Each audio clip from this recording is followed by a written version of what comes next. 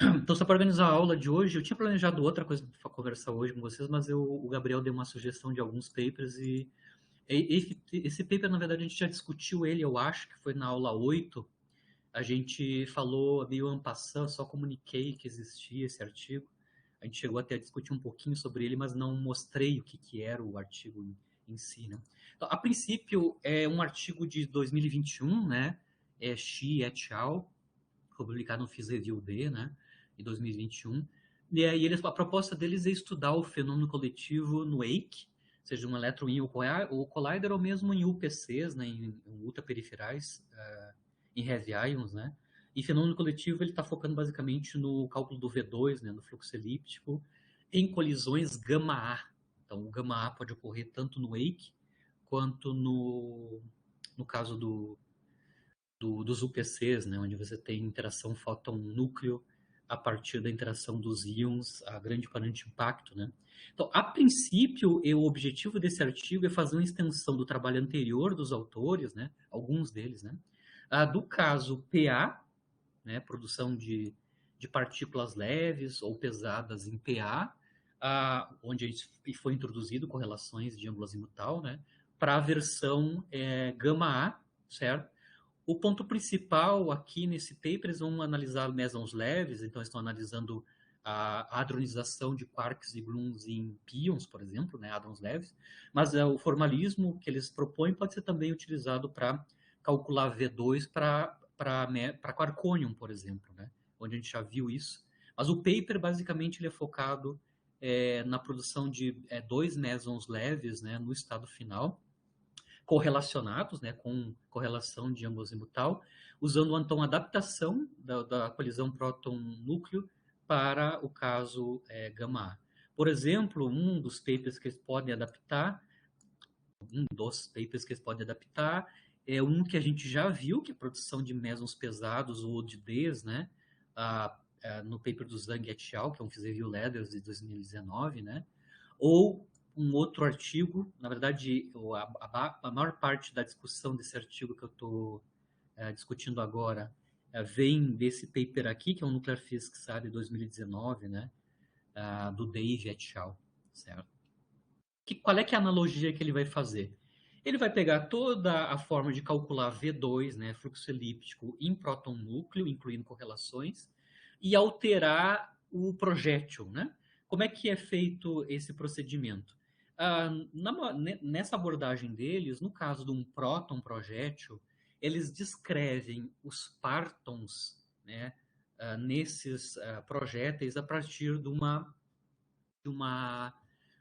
distribuição de Wigner, basicamente, né? Então, eles não estão aqui usando o modelo híbrido, onde as PDFs são descritas por colineares, né, por PDFs colineares, mas sim ainda um sistema de luto denso, mas o projétil, os partons do projétil, né, são descritos então por uma distribuição de Wigner, onde ali há informação tanto da distribuição espacial desses partons no projétil, quanto as suas distribuições em momento transversal intrínseco original. Então, basicamente, esse é um modelo de GPD simplificado de como é que os partons, né, são distribuídos dentro do projétil.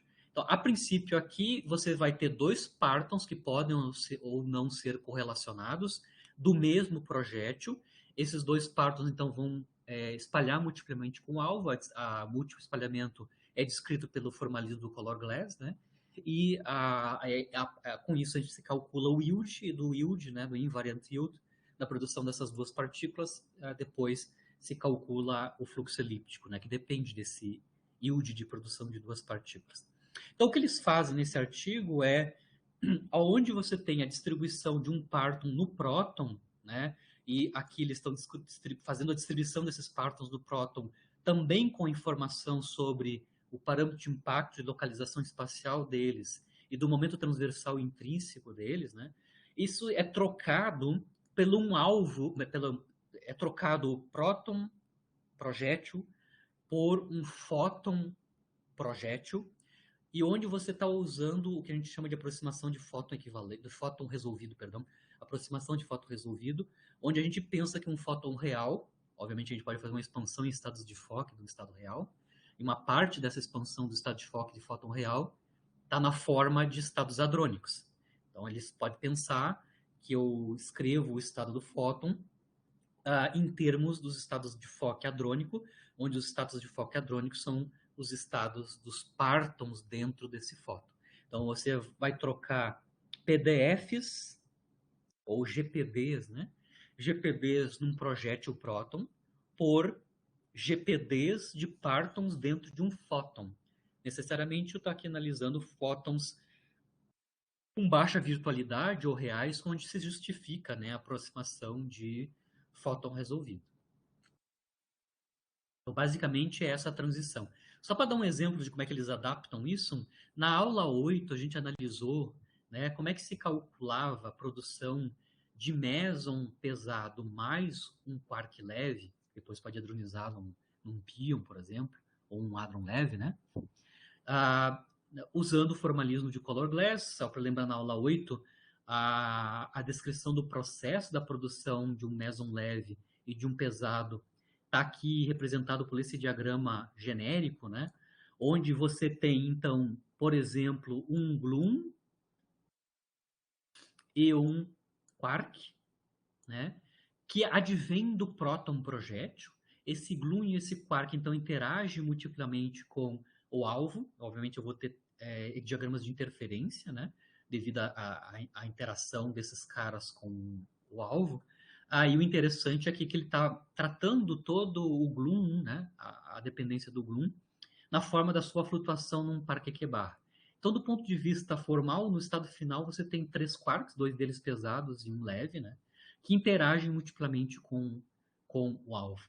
Né? Aqui eu só estou dando a anotação da cinemática, né? As localizações, as coordenadas, né, transversais dessas três partículas no estado final, que é o quark, o antiquark e o quark leve, que é o quark leve de referência. Né? Você tem a produção exclusiva desses caras aqui, e você é capaz de calcular, por exemplo, o invariant yield da produção de um parque Q-barra e um quark, onde esses caras iniciais vêm do próton projétil, né, descrita pelo AGPD tipo Wigner, né, e no caso em próton núcleo, as informações básicas para calcular o yield, né, basicamente são 3 informações, né. Uma é a distribuição tipo Wigner, de como é que estão distribuídos os gluons e os quarks, ou seja, os partons incidentes, né, no alvo, no projétil próton, Então, essa distribuição, o GPD, vai depender da fração de momento do gluon, fração de momento do quark, os, as, as, os parâmetros de impacto da localização espacial dessas duas partículas dentro do próton, projétil, né? E as suas coordenadas transversais, que depois a gente transforma isso em momento transversal. Né? Então, basicamente, a informação sobre partons no projétil é dada pela essa função W aqui. Né? Obviamente, como eu tenho uma flutuação do gluon num parque Q-barra massivo, a gente vai ter uma função de desdobramento desse processo, função de desdobramento do processo gluon flutuando num parque Q-barra massivo. E, finalmente, a informação do color glass, né, que é a média, no caso aqui onde eu tenho 3 partículas, 3 férmions no estado final, a média é tomado sobre um correlator de sexto polo, né? Sexto polo, lembrando que se a gente só tem 2 partículas no estado final, ou 2 férmions no estado final, a gente tem que lidar com contribuição de correlator de quadrupolo. Mas como a gente tem 3 partículas no estado final, no final das contas, isso vai ser descrito por um correlator de múltiplos pontos, 6 pontos no máximo, um correlator de sexto polo. Tá? Que os autores sabem como calcular isso, pelo menos no modelo MV, no limite de grande NC. Certo? Só para lembrar que o espaço de fase aqui envolve, então, as rapidezes do quark, do antiquark massivo, e as rapidezes do quark leve e os seus respectivos momentos transversais. Né?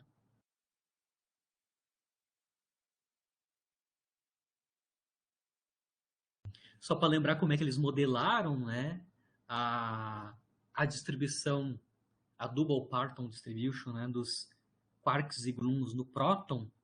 Basicamente, eles usaram uma simplificação, onde basicamente a distribuição de Wigner para esses dois partons, basicamente é o produto das PDFs colineares, isso vai dar dependência em X, né, dessa função.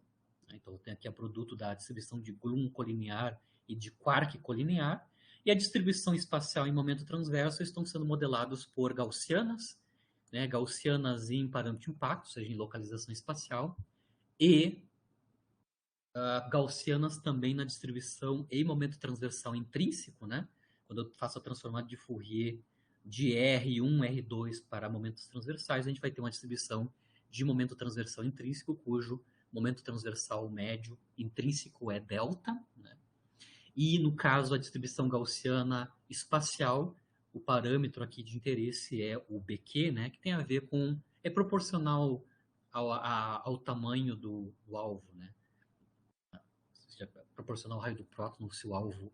Perdão.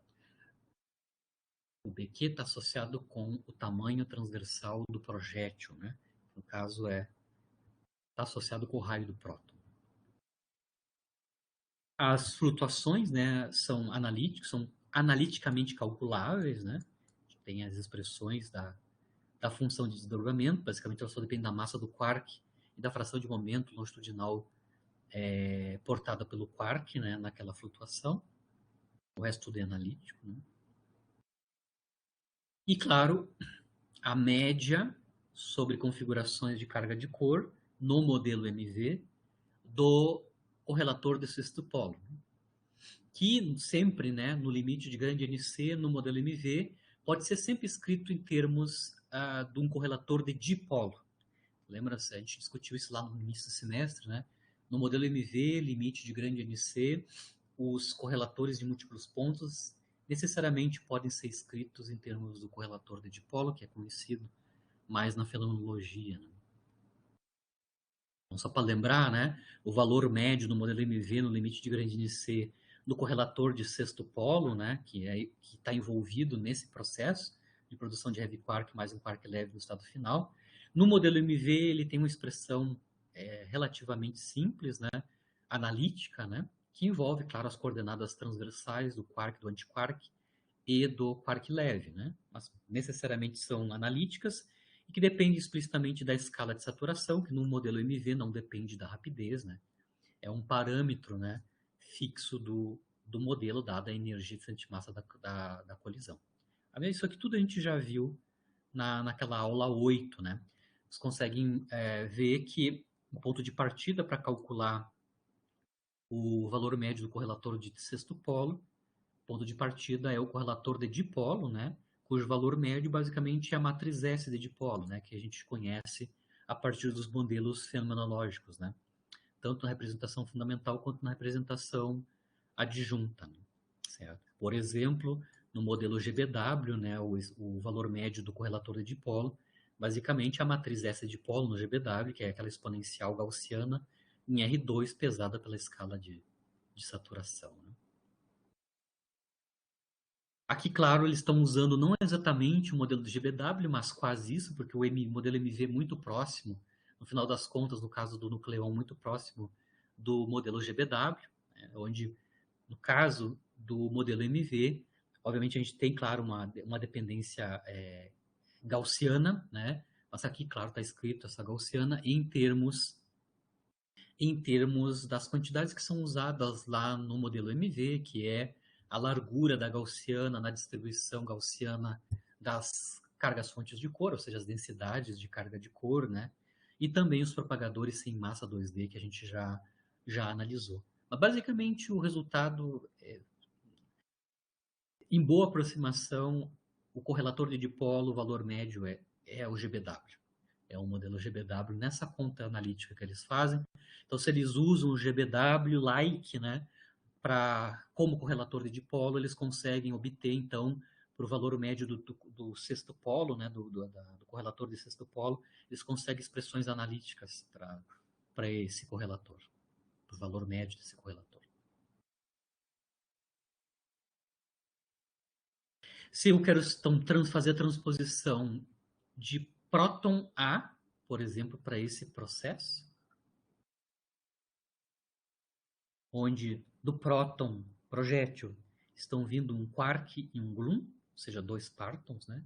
E eles interagem com o estado final, produzindo um estado final, por exemplo, um meson vetorial mais um quark leve, né? Ou um hadron leve. A adaptação que tem que ser feita é trocar a GPD, né, ou a Double Parton Distribution, no próton projétil por um AGPD dos partons no fóton. Então tem que ser construída uma função de distribuição, né, dos partons, por exemplo, um quark e um gluon, nesse processo que eu acabei de mostrar, né? No caso do fóton, né, quase real ou real, tá? De novo, eles vão assumir a mesma coisa. A única diferença nesse caso é que no caso das vão ser substituídas as PDFs colineares no próton pelas PDFs colineares no fóton, né? Então eu vou ter uma distribuição de gluon, por exemplo, e uma distribuição de quark no fóton, quase real. Né? Certo? Claro, e as distribuições espaciais em momentos transversais ainda estão sendo mantidas como gaussianas, como é no caso da colisão PA. Claro que tem uma diferença na fenomenologia, no caso da distribuição gaussiana espacial, né? No caso do próton, né, o parâmetro BP ele está associado basicamente ao raio de carga do próton, né? Mas agora o projétil não é mais o próton, é um fóton, né? E aí eu tenho um problema de escala, né? Ou seja, o próton não tem um raio que eu consigo conectar com esse parâmetro BP. Então, nesse caso aqui, eles têm uma certa liberdade de como é que eles vão relacionar, né, esse parâmetro BP, que está associado à distribuição gaussiana dos partons, dentro desse projeto, que agora é um fóton real, né, a relação deles com a cinemática do processo. Né? Obviamente, os fótons estão, se eles são virtuais, um parâmetro que controla a virtualidade desses caras é o Q quadrado, né? Então, o BP pode ser conectado com o inverso da virtualidade. Isso me dá uma escala de tamanho transversal típico, né? Ou, de maneira igual, como no caso do próton, né? Você tem uma escala que é associada ao inverso do lambda QCD, que dá o tamanho hadrônico típico, né? Então, nesse caso aqui, ao invés de eles fixarem o valor de BP, associado ao raio do próton, por exemplo, né, eles permitem que o BP pode ocorrer em certos valores dentro dessa faixa, que é o valor mínimo entre 1 sobre a virtualidade do fóton e 1 sobre o lambda QCD, certo? Então, aqui tem uma certa liberdade de como escolher o valor do parâmetro BP, que não pode ser vinculado da fenomenologia um próton projétil, como é feito no caso PA. Né? Bom, se eles substituem essa função de distribuição do partônica próton, agora virando fóton real, eles conseguem agora calcular o fluxo elíptico em colisões gama-A, certo? Bom, aí define fluxo elíptico da maneira que tem que ser feita do ponto de vista experimental, né? Mas de qualquer maneira sempre vai envolver o yield, né? O ponto de partida, o input é sempre o yield para a produção dessas duas ou mais partículas no estado final. Essa quantidade aqui necessariamente vai ter que entrar para o cálculo do V2. Né? O paper que o Gabriel Zardo sugeriu, que é o que eu vou discutir, não é esse estado final que eles estão analisando. Né? O V2 que eles vão calcular não é o V2 associado à correlação entre um meson pesado, né? Um meson pesado e um quark leve, ou um meson pesado e um hadron leve, né? Ou um meson D e um hadron leve. Não é esse processo. Na verdade, é mais simples que isso, né? Inicialmente, eles só querem analisar a produção de dois partons no estado final. Tá? Então, o que vai acontecer aqui, eles querem calcular a produção de quark ou quark-gluon ou gluon-gluon, né? Onde esses partons, né, advêm do projétil, que agora o projétil é um fóton, né? Então você tem, por exemplo, no caso do quark-quark, que ele calcula explicitamente, né? No caso do quark-quark, então você tem dois quarks, né, que são modelados via uma distribuição de Wigner lá dentro do fóton quase real. Eles vão interagir multiplamente com o núcleo, modelado por Color-Glass, e aí você tem a produção de dois quarks, né, no estado final. Esses dois quarks, claro, vão virar, na hadronização, vão virar dois hadrons, né, leves, por exemplo, pions, e você vai ter, então, a produção de dois pions, ou de pions, ou de hadrons, né, no estado final. Isso a gente já viu lá no modelo híbrido, né? No modelo híbrido lá dos papers do Marquet, a gente já calculou isso, esses processos lá. Então, o Hands-on 2 ou 3, anyway, é muito similar com isso, né? Você tem dois partons incidentes, a gente analisou o caso quark-gluon, mas você pode generalizar isso para dois partons incidentes, multiplamente interagindo com o alvo, via color glass e produzindo dois partons que hadronizam no estado final. Tá? A única mudança aqui é trocar a distribuição dos projéteis no próton por a distribuição dos projéteis no alvo, certo? Os projéteis no fóton, né? O fóton agora é um projétil, partam dentro do fóton. Então, aqui está a expressão, nesse caso, onde só tem duas partículas produzidas no estado final, quark-quark, quark-gluon e gluon-gluon. No caso aqui, eu estou colocando a expressão mais simples, que é da produção de quark-quark, né? Então, ele calcula o yield da mesma forma como eu acabei de mostrar, né? Você vai ter que ter uma double particle distribution dos partons, por exemplo, dois quarks incidentes no fóton, agora, né? Que ele é o projétil, o fóton é o projétil. Claro, uma transformada de Fourier que mapeia as coordenadas transversais desses partons R1, R2 nos seus momentos transversais P1, P2, mas a princípio é gaussiano também, né? A distribuição de momento transversal vai ser gaussiano, se a distribuição espacial é gaussiana. E claro, você vai ter que calcular no modelo MV, por exemplo, o valor médio, né, do observável, dos correlatores correspondentes, né? Como eu tenho duas partículas, dois férmions, né? Ou um férmion bóson no estado final, aqui vai estar, então, envolvido um correlator de quadrupolo, né? Esse correlator de quadrupolo, no limite de grande NC, no modelo MV, pode ser escrito em termos do correlator de dipolo. Então, basicamente, o valor médio envolve, né? Envolve, já no limite de grande NC, o produto de dois correlatores de dipolo, né, que estão calculados, claro, em termos dos parâmetros de impacto e localizações espaciais desses dois quarks incidentes. No modelo MV, o valor esperado desses dois correlatores de dipolo tem expressão analítica no modelo MV. Né? Então, envolve, claro, como a gente já sabe, a escala de saturação, que é independente da rapidez, e, claro, integrações em variáveis mudas. Né? A gente até discutiu o que corresponde a cada um desses termos que estão aqui dentro do colchete. Né? O primeiro termo, basicamente, é quando os partons incidentes não estão correlacionados, né? E o outro termo aqui, que envolve as integrações mudas em x e eta, são as contribuições onde os partons estão correlacionados, né? Ou seja, corresponde aos diagramas onde ambos os partons interagem multiplamente com o alvo. Isso nos dá, então, diagramas de interferência que vão introduzir, no final das contas, as correlações entre esses dois partons no estado final. Claro, aqui está a expressão mais simples do estado do Quique-Barra, né, no estado final, mas ele calcula também num paper anterior, esse artigo que eu estou discutindo é só fenomenologia, ele não faz nenhuma conta explícita, né? As contas analíticas da interação desses dois partons, quark-quark, quark-gluon e gluon com alvo, é descrito num outro artigo anterior, que é o Nuclear Physics, né, de 2019, que eu coloquei lá no muro. Ou seja, essas expressões que estão aqui para o yield São as mesmas que estão para o PA, com a única substituição da GPD do próton para uma GPD do fóton.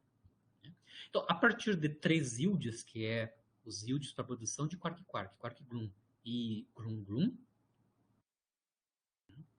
e lembrando que no caso do gluon-gluon e do quark-gluon, a gente tinha a questão da introdução das linhas de Wilson na representação adjunta, que não ocorre no caso do quark-quark. Né? Professor, essa parte da interferência que tu comentou, acho que nessa na última integral, né? Tu poderia retomar de novo onde a interferência vai estar associada ao fato da integral estar em um intervalo comum ali de momento. Eu não peguei essa parte direito da interferência. Poderia explicar um pouco melhor aonde que ali aqui nas contas a gente essa interferência, isso eu me não passei nesse aqui. artigo, mas a gente viu esse tipo de coisa lá quando a gente analisou no modelo híbrido a correlação angular de 2 hadrons, né? Por exemplo, ainda no formalismo híbrido, né? Por exemplo, no formalismo híbrido, você pode criar 2 hadrons no estado final através de um processo assim. Você tem um quark, gluon, esse gluon vem da radiação desse quark incidente, e esses caras podem interagir multiplamente com o alvo. Tá. Você tem 2 classes de diagramas possíveis, né?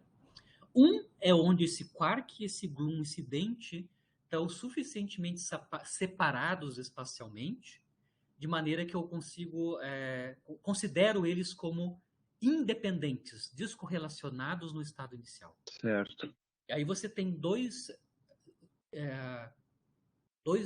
tem diagramas que obviamente vai ter diagramas onde eles estão descorrelacionados, que não vão contribuir com correlação azimutal. Isso é o DPS, né? A gente mostrou que, do caso geral, lá no formalismo híbrido, se os partons no estado inicial estão suficientemente separados, ou seja, descorrelacionados, a gente vai ter uma seção de choque de produção que não tem nenhuma correlação de ângulo azimutal, porque eles já estão descorrelacionados no estado inicial. Certo. Eles interagem multiplamente com o alvo independentemente. Né? Perfeito. Mas eu posso ter diagramas onde o par QQ barra, né? O par QG, por exemplo, ambos interagem ao mesmo tempo multiplamente com o alvo. Né? Ou seja, eu posso incluir os diagramas onde a interação com o alvo do quark se dá antes ou depois da emissão do gluon. Esses 2 diagramas vão gerar interferência, né? Esses diagramas de interferência vão no final das contas, me dar correlatores, né, nos color glass, correlatores de múltiplos pontos, né? E dali que entra a correlação de ângulo azimutal entre esses 2 partons no estado final. Ou seja, a correlação, no final das contas, vem dos diagramas de interferência, quando a gente considera esses 2 partons interagindo ao mesmo tempo com o alvo. Tá, perfeito. Então, aqui discutindo isso, nesse caso, o primeiro termo aqui, né, que é um 1, ou seja, que não tem dependência com 1 sobre NC ao quadrado, ou seja, não está suprimido por 1 sobre NC ao quadrado, é justamente a contribuição tipo DPS, né, onde os partons iniciais estão descorrelacionados e eles interagem independentemente com o alvo, multiplamente e independentemente com o alvo. Tá. A correção que é suprimida por um fator 1 sobre NC ao quadrado, que é esse segundo termo aqui, né, corresponde às contribuições do diagrama onde os partons estão interagindo ao mesmo tempo, né, juntos com o alvo. Ou seja, onde eu tenho a introdução dos diagramas de interferência. Interagindo junto, mas descorrelacionado. Independentes ainda. Desculpa, interagindo juntos, mas ainda distante o suficiente para serem independentes aqui nesse caso? Não, porque a gente está, na verdade, fazendo... Eles estão correlacionados nesse caso, porque a gente tem o produto, inclusive. Exato. Isso, né? Tá, isso aí. Quando você vai calcular... Bom, você tem diagramas distintos, né? Onde Esses Gloom pode ser trocado com o quark antes ou depois da emissão de Gloom, né, que são os dois diagramas base. Mas quando você vai calcular o yield é proporcional à amplitude ao quadrado. Você vai ter interferência desses diagramas. Certo, sim. Os diagramas de interferência é que vão dar origem, do ponto de vista matemático, né? Do ponto de vista matemático, vão dar origem à correlação angular entre o quark e Gloom no estado final. Tá, legal, legal. Tá. Isso a gente viu lá na terceira aula, eu acho, quando a gente Sim, estudou no modelo híbrido, basicamente seguindo os artigos do Marquet, né? Marquet, como é que a gente cria diádrons com correlação azimutal no modelo híbrido. A correlação vem dos diagramas de interferência. O DPS, né, o limite DPS, é quando os partons incidentes são já descorrelacionados e interagem individualmente, né, separadamente, independentemente com o alvo. tá. Então, ok, isso, essa parte de interferência, ela vai ter ali, justamente pela correlação que a gente tem no segundo termo, que é o termo de correção. Uhum. E, perfeito. É que na hora que eu tava falando, uma coisa que foi que me parou foi por causa que eu acho que achei que isso tivesse vinculado com a parte da integral ali, né? Não, na verdade é o termo, é o coeficiente que está multiplicando. Deixa eu ver. Em relação à integral, né? Eu pensei que alguma coisa em relação a esse eta também fosse influenciar nessa interferência. Então, Isso foi essas integrações uma aqui, suspeita que eu tive, assim, na hora que tu estava falando, né? essas Se esses... integrações em ETA e XI aqui, eles vêm porque como eles estão usando o modelo GBW-like ou MV, né? Eles conseguem ir até últimas consequências e obter resultados analíticos para as integrações dos correlatores, né? Ou seja, eles conseguem calcular até a ordem 1 sobre NC quadrado, né? O valor médio desses correlatores. Como a amplitude de dipolo, a matriz S de dipolo é bem simples, é gaussiana em R, eles conseguem ir muito longe no cálculo analítico, né? Então, no final das contas, você pode chegar, olha lá esse artigo aqui, ó, você vai ver de onde é que saem essas integrações em Xi e eta. Eles conseguem chegar nesse resultado porque os cálculos das integrais em angulares, né, vão te dar essas duas integrações aqui no final das contas. Né? Mas do ponto de vista da É muito física, bom. Sim, tu me isso da ajudou, já me ajudou a física, esclarecer isso já. do ponto de vista da física, Eu o não tinha primeiro entendido termo direito. que não está suprimido por NC quadrado é o termo onde não tem correlação entre os partos. E o que está suprimido por 1 sobre NC quadrado é a primeira correção onde eu tenho correlação. E essa Isso. contribuição vem justamente dos diagramas de interferência. Ah, perfeito. Obrigadão, professor. Obrigadão. Muito bom. Onde o quark e o Gloom, ou esses pares de partons, interagem ao mesmo tempo com o alvo, multiplamente com o alvo. Né? Ah, perfeito. Eu tinha me passado esse detalhe que tu acabou de falar. Foi bom revisar isso de novo. Obrigado de novo. Mas então, se eles têm um yield, né? Se eles têm um yield, eles conseguem calcular, claro, o V2, né?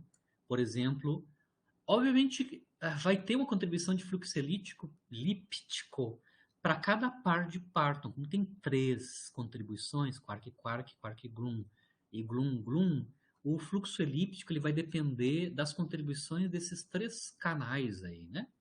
Por exemplo, aqui está explícito no artigo, nesse Nuclear Physics lá, né?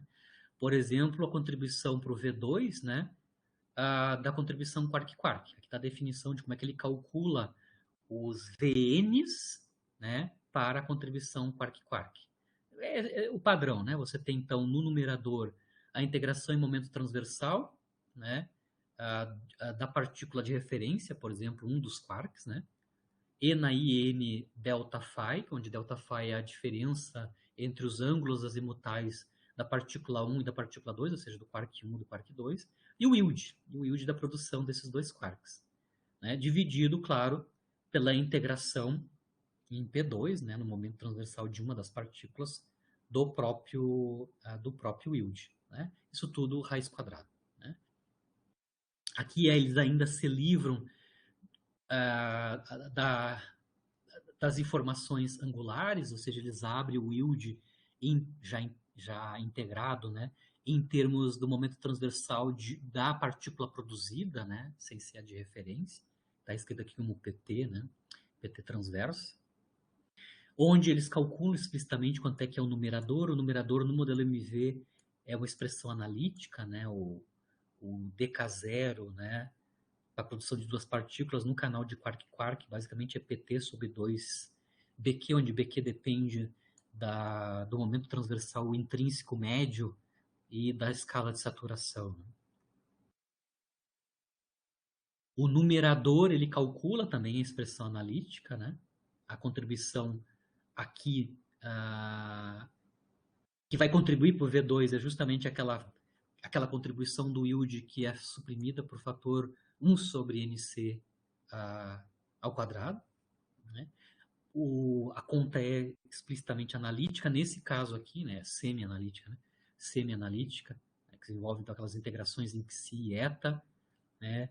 E no artigo, no Nuclear Physics A, ele calcula explicitamente como é que essa integração em ângulo phi, né, delta phi, o yield, ali no modelo MV é possível fazer todos os cálculos angulares intermediários. Então, ele faz explicitamente os cálculos de ângulo intermediário, ele consegue mostrar que é o numerador ali da definição do yield, tem um resultado semi-analítico que depende, claro, da escala de saturação sempre, né? Do momento transversal da partícula que é produzida, a não ser a de referência, né? E, claro, os parâmetros que entram na descrição dos partons dentro do projétil, que é o delta e o BQ, né?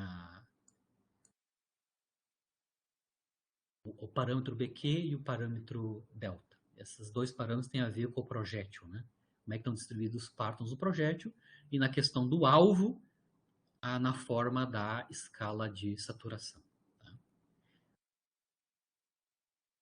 Obviamente, aqui eu estou mostrando como é que é calculada a contribuição quark-quark. Nesse paper de Nuclear Physics A 2019, eles também calculam os VNs, as contribuições para os VNs, na verdade os yields, né, que vão entrar na conta do VN para os outros canais.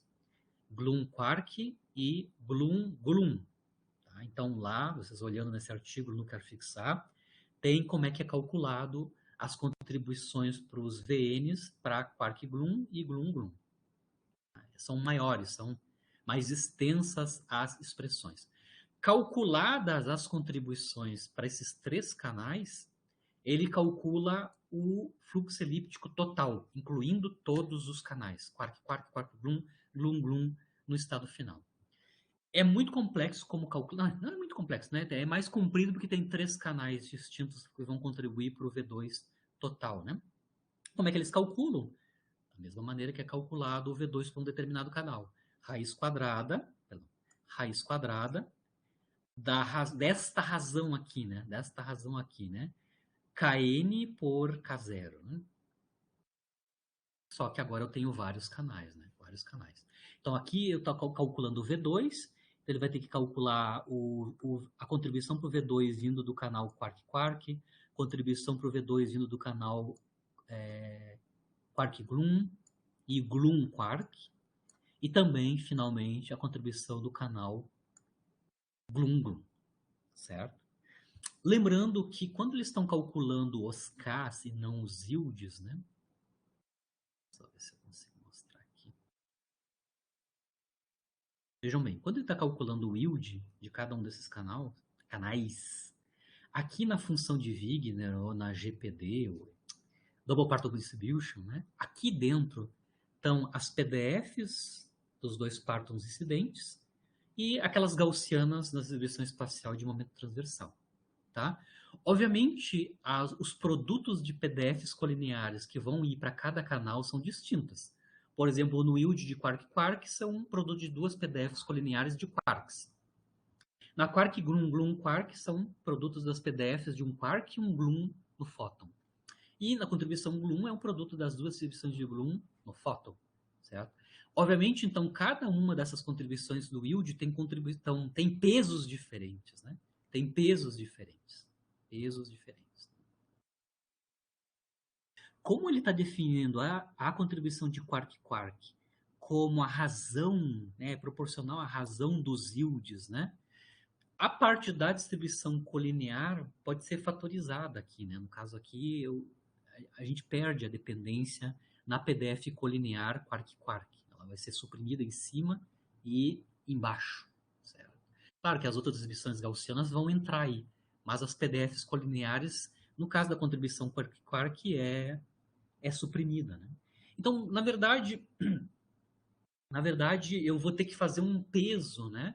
Um peso de cada uma dessas contribuições, né? De cada um desses canais no V2 total. Obviamente, a contribuição quark-quark não é igual à contribuição glum-glum, que também não é igual à contribuição quark-glum.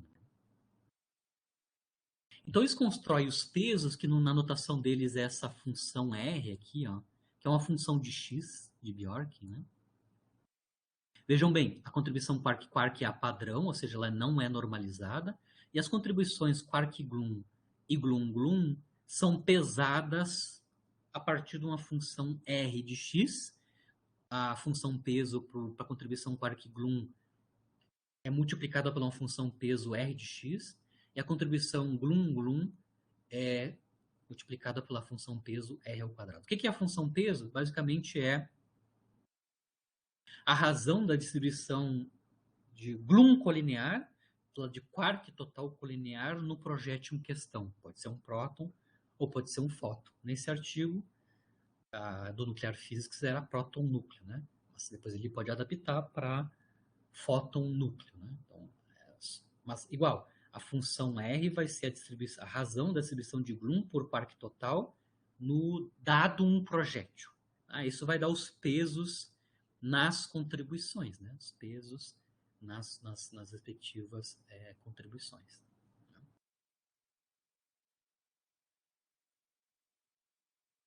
Obviamente está tudo sendo escrito em termos da contribuição quark-quark. Ali, a contribuição estándar vai ser a quark-quark e as outras são repesadas, né? Na forma dessa razão G por Q, certo? Aqui eu vou tentar aumentar um pouquinho para vocês entenderem a feno, né? Isso aqui não é o gama-A ainda, esse é o próton núcleo, ou seja, é a conta que é feita na Nuclear Physics A de 2019, próton núcleo, o cálculo do V2. Próton núcleo. Onde o projétil é um próton, onde eu já estou com as GPDs, né, dos partons incidentes no próton. Aqui em cima é o V2 total, já comparado com o dado experimental, em verdinho aqui, ó. É o próton núcleo no caso do Fênix, né? É RIC. São dados do RIC para próton núcleo, próton ouro, né? O dado do V2 está aqui em cima e ele mostra aqui as diferentes contribuições para o V2 total. O V2 total está em verde sólido, tá? Mas ele mapeia todas as outras contribuições. A quark-quark, quark-glum, glum-glum e glum-quark, que entram no cálculo do V2 total desta maneira aqui. Certo? Basicamente está aqui, claro, dá para ver qual é que é a contribuição dominante e assim por diante. Né? Dá para ver que a dominante, no final das contas, o ponto de partida é a contribuição quark-quark. Né? Depois vindo quark-glum e depois, finalmente, glum-glum, né? A glum-glum. Lembrando que elas são suprimidas, né? Tanto a contribuição glum-quark quanto o glum-glum, como essa razão aqui, você tem um enhancement, né? Você tem um enhancement dessas duas contribuições, glum-glum e quark-glum, porque essa razão aqui é maior que 1, na verdade, né? A razão da distribuição de glum por quark fixado 1x é uma quantidade maior que 1. Então, na verdade, no final das contas, devido ao peso aqui, a contribuição maior, depois que você faz o peso, né? Quando repesa, a contribuição que vai ser avançada é a glum-glum, seguida da quark-glum, e finalmente, a que não tem peso é a quark-quark. Ô professor, posso fazer uma pergunta referente ao gráfico? Aham. Ali é aquela curva pontilhada, a do V2 quark-quark, ela está acima da V2 total. Isso. Mas e por que a V2 total está abaixo? Se ela é a soma delas ou tem alguma... Denominador, Edson. Denominador. Aqui, ó. O que ele está chamando de quark-quark é só isso aqui, ó. Separadamente. Só isso aqui. Certo?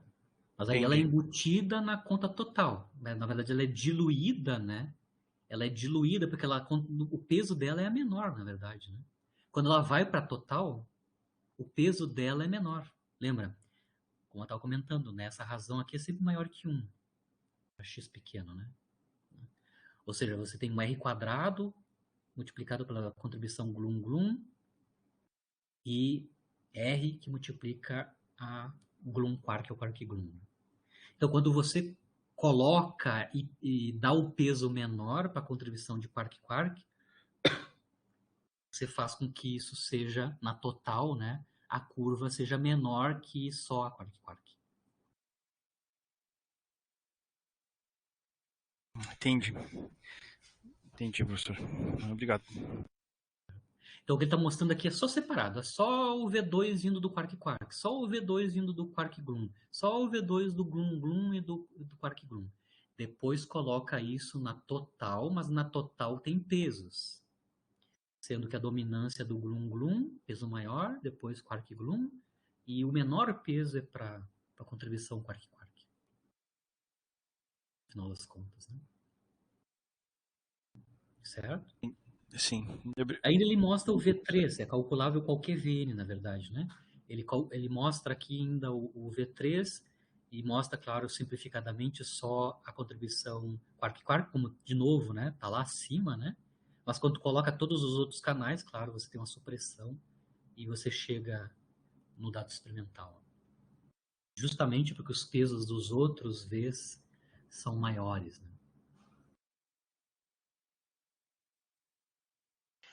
Uma coisa que eu achei, assim, a escolha dos pesos, né?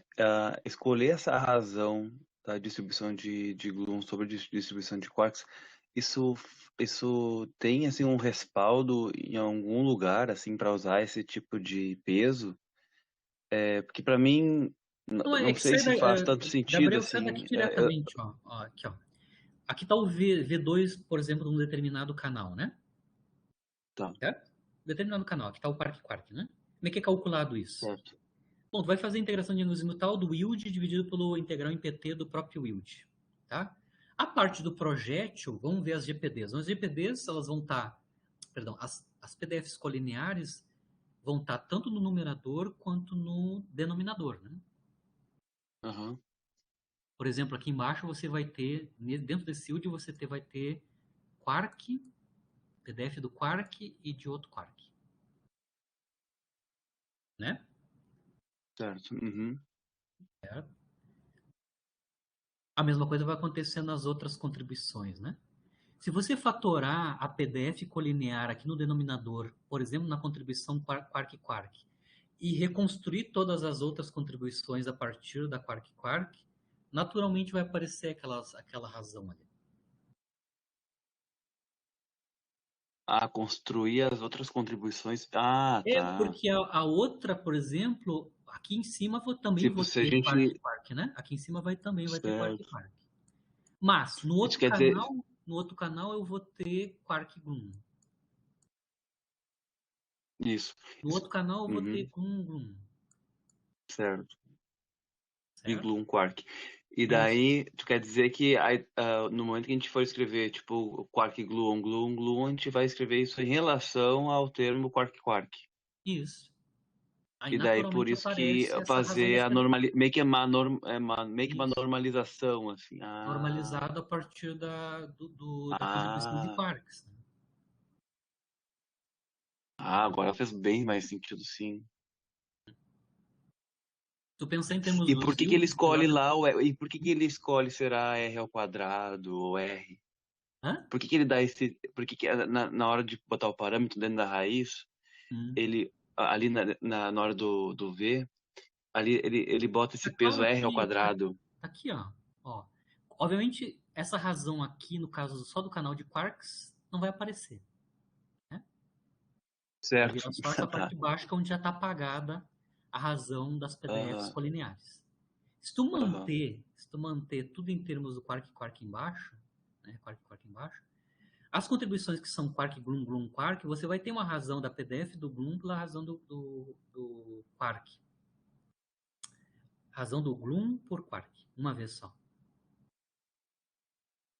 Ah, tá. Quando Sim, você tem sim, contribuição sim. gloom, gloom, você vai ter o quadrado Entendi. da razão gloom quark.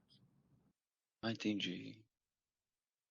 Ah, que bom. Agora, aham. O Ah, mapa do quadrado poxa. do R, o Sim. peso, é justamente qual é que é o tipo de produto de PDF que eu vou ter em cada uma das contribuições, normalizada pela contribuição quark-quark. Ah, fez todo sentido. Fez todo sentido. Tá. Sim, porque eu pensei, tá, mas da onde que veio, né? Isso foi um chute, assim, né? Não, não. Daí, É claro que bem de não, como foi é uma que é coisa da calculado o yield em construção. termos das PDFs correspondentes. Aham. Ah, muito bom, muito bom. Não tinha visto isso, acho que não tinha visto isso antes, não. Bem, bem legal. Ah, faz todo Mas sentido. isso é no Nuclear Physics, claro, ele faz separação por canal, mas ele calcula o completo. É super chato, tá? Porque você tem é extenso essa conta em próton-núcleo, você vai ter que calcular as três contribuições, né? Quark-quark, quark-gluon, gluon-gluon, e depois ainda fazer o peso delas para calcular o V2 total, né? Tanto o V2 quanto o V3, né? Em termos de PT. Claro, Assim, aqui estão os ponto a ponto parâmetros que eles ainda. estão usando, são aqueles parâmetros dos partons incidentes, né? O BP, que está, no caso do próton núcleo, está associado ao tamanho transversal do próton, certo? O BP. O delta está assumindo que o momento transversal intrínseco é da ordem de meio GeV. Tá? E a escala de saturação da ordem de 2 GeV. São os três parâmetros que ele tem que entrar no modelo MV aí, e na GPD, ou na Double Part Distribution das partículas no estado inicial, dependem desses dois parâmetros, o BP e o delta, e, claro, a escala de saturação que modela o alvo. Né? Feito isso, ele consegue, né, comparar com o dado experimental, por canal. Só Né? uma, só uma questão, esse BQ, ele tá igualando a um sobre Q quadrado, ou Não, aqui é próton-núcleo, né? Isso aqui é PA. BQ é é, um parâmetro proporcional a ao distribuição gaussiana lá modelo IPSAT. Modelo IPSAT, lá tem o BG, né, da tá, vida. O BG está relacionado com o raio de carga do próton. Então, ele é proporcional, acho que é 3 meios ou 2 terços, anyway. É uma fração do raio do próton. Uma fração do raio do próton ao tá. quadrado. Né? Ah, Raio do tá bom. próton ao quadrado. Uma fração do raio do Tá. próton ao quadrado. Coisa assim. 2 terços, uma Então, coisa assim. então seria o caso de equivaler lá um sobre Q ao quadrado, isso por um caso, não para um próton, mas por causa de um fóton, no caso, distribuição de partes dentro do fóton. Aquela relaçãozinha que tu fez antes de BQ ser, Uhum. ou no mínimo, né, ou um sobre Ah, Q2, sim. Sim, sim, ou um sim. sobre Sim. lambda da QCD, isso era por causa do fóton. No caso do fóton. Né? Deixa eu ver se eu tenho aqui Tá. minha. Mas aí, quando o fóton for real, a gente então não pode usar Q ao quadrado, acaba usando lambda, então. Isso. Tá, Eu não escrevi isso, eu vou ter tá. que. Ah, tá aqui. Tá. No caso do próton, Isso. esse DP realmente está relacionado, ele é proporcional ao raio do próton, o tamanho do alvo. Né? Ah, isso. O Tá tamanho, perdão, bom. o tamanho do projétil. O próton é um projétil. Né? O tamanho do projétil próton. Né? Como o caso do Certo. fóton, tem uma escala a mais, que é a virtualidade. Claro, no caso de fóton real, ele vai ter que usar lambda QCD como A gente usa o outro. Aham. Tá, uma não, função. é isso que eu fiquei na dúvida. Isso eu ia te perguntar no final da aula, mas eu acabei aproveitando para perguntar agora para saber como é que ia ser essa questão e os valores que estavam sendo utilizados ali. E eu fiquei com essa.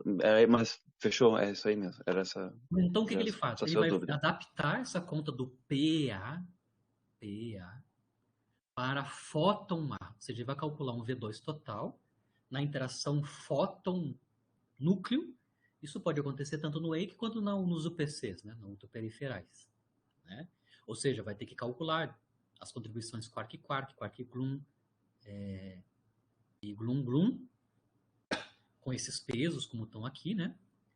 Só que ele vai ter que substituir a double particle distribution no próton pela do fóton.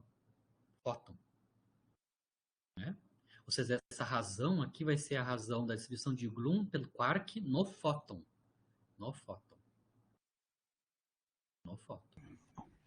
E claro, o detalhe é que aquele parâmetro B, né, o BP ali, né, o BP vai ter uma banda de valores possíveis que pode, né, que a gente pode mexer. Ô, professor, Hum. não, eu só queria fazer mais uma observação ali no gráfico. É que no final de contas é interessante que o V2 QQ ele tá bem em cima.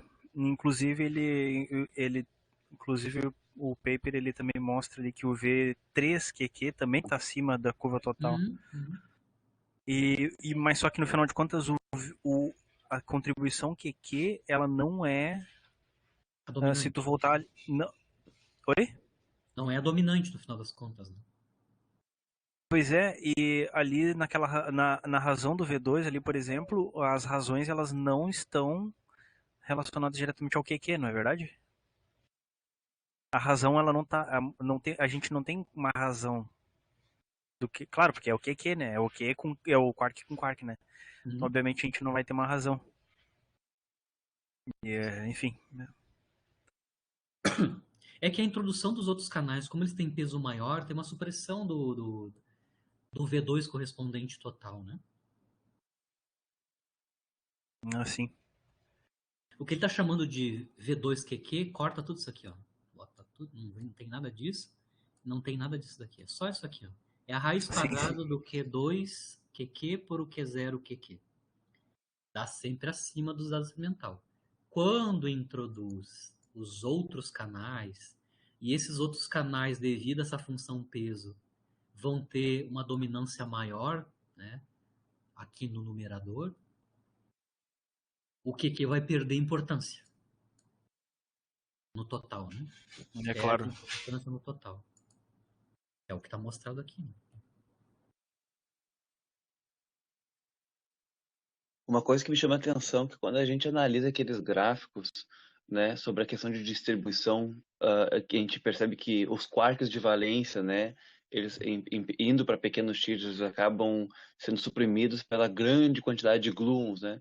Eu vejo que é o que está acontecendo aqui, né?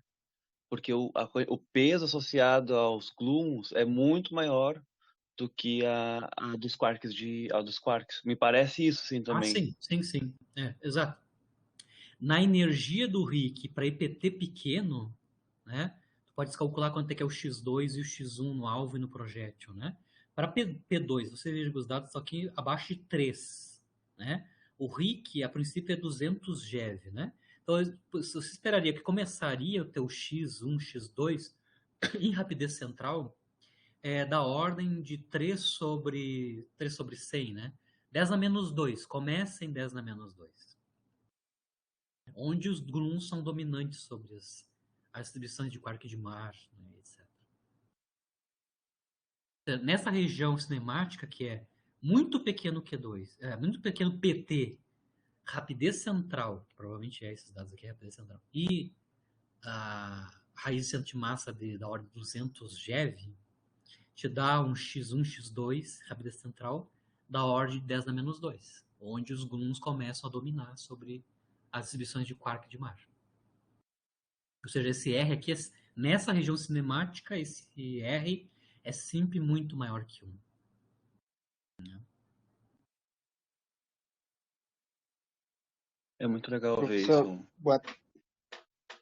boa tarde, professor, tudo bem? Fala aí.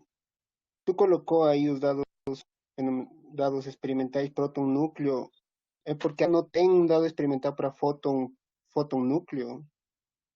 Eu já vou mostrar, eu só estou mostrando. É que não tem que. Ah, Para entendi. entender esse artigo, ele é curto, ele não explica Sim, nada esse artigo que entendi. a gente está analisando. Ele é Wake, né? Ele só comenta, ó, Uhum, fizemos essas contas em protonúcleo no paper tal, que é o Nuclear Physics, né? Que é essa referência que eu estou mostrando, que eu mostrei aqui, né? sim. Uhum, E a partir daquela Nuclear Physics, ou seja, dos resultados daquela Nuclear Physics, que é esse que eu estou mostrando, o resultado daquele Nuclear sim. Physics é isso, certo? Por canal. Uhum, E aí, claro, ele vai adaptar, como eu estava dizendo, o projétil próton, ele vai alterar para um projétil fóton. Aí eu vou entendi. encerrar a aula com isso daqui, ó. Uhum, Resultados para gama A. Aí ah, ele inclui entendi. tanto a predição para UPCs, no LHC, Uhum, quanto predições para EIC. Aqui já é gama A, entendi. tá? Então ele já Entendi. substituiu aquela GPD próton por GPD fóton. Então todas as PDFs que estão sendo utilizadas aqui são referentes ao fóton, né? Certo? Então, aqui ele está mostrando o mesmo procedimento como é no próton núcleo V2 total, né? V2 total Uhum, versus PT. Ele está basicamente usando alguns valores diferentes. Ele está usando aqui já escala de saturação da ordem de 5 e está esperando que para esse PT no EIC a escala de saturação seja suficientemente grande, por exemplo, ele está assumindo que é ouro, né, alguma coisa assim, e o X que é obtido é menor que em geral no caso próton-núcleo, né? E o BP ele colocou aqui como sendo 25, que é um pouco maior que o caso anterior que ele fez no próton-núcleo, né, que ele assumiu como sendo 6, que é o típico para um próton, né? Mas lembrando que no caso do fóton, isso pode ser como o valor mínimo entre o inverso da virtualidade desse fóton e o inverso da lambda QCD, né? Então você pode ter um BP grande aqui, né? Muito maior que 6, 7 GeV quadrado, certo? E claro, ele manteve o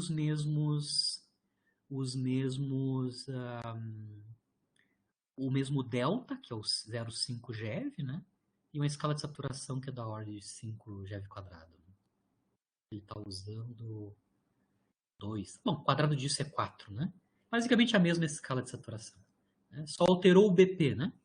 O BP que está associada com o inverso da virtualidade do fóton, ou 1 sobre lambda QCD, se está com um fóton real, né?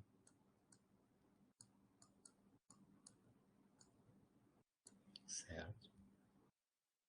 Isso aqui é relativamente. 1 sobre lambda QCD ao quadrado é relativamente grande em GeV quadrado. Ele usou 25 aqui, né? Esses dados que estão aqui são em UPCs, no Atlas. Então, com certeza ele está usando para a escala, né, o BP, algo que é da ordem de 1 sobre lambda QCD ao quadrado.